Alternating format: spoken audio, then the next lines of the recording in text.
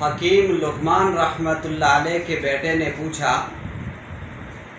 اپنے والد محترم سے کہ حضرت انسان میں کون سی اچھی خصلتیں اور اچھے امور ہونے چاہیے؟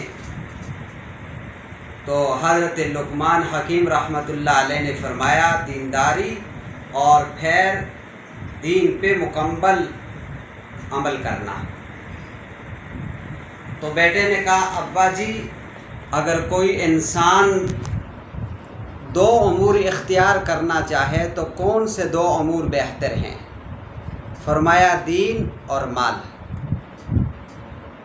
بیٹے نے پوچھا ابا جی اگر کوئی آدمی تین امور اختیار کرنا چاہے تو کون سے تین امور بہتر ہیں؟ تو فرمایا دین، مال اور حیا۔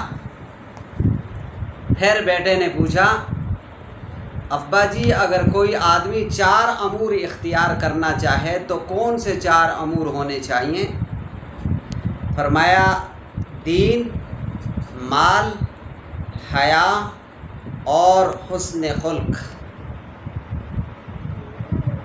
فرمایا ابا جی اگر کوئی آدمی پانچ امور اختیار کرنا چاہے تو کون سے پانچ امور بہتر ہیں؟ فرمایا دین، مال، سخاوت، حسن خلق اور سخاوت۔ بیٹے نے پوچھا ابا جی اگر کوئی انسان 6 امور اختیار کرنا چاہے تو کون سے 6 امور انسان کے لیے بہتر ہیں؟ اب فرمایا بیٹا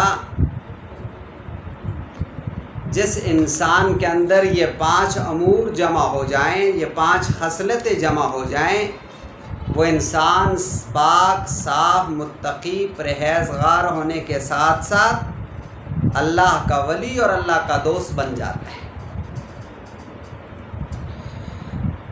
میں نے ایک تو یہ لفظ استعمال کیا حضرت لقمان حکیم رحمۃ اللہ علیہ، اس لیے کہا کہ یہ اللہ کے ولی ہیں یا نبی ہیں، اس میں علماء کا اختلاف ہے۔ بعضوں نے نبی کہا ہے لیکن جمہور علماء کے ہاں یہ اللہ کے ولی ہیں۔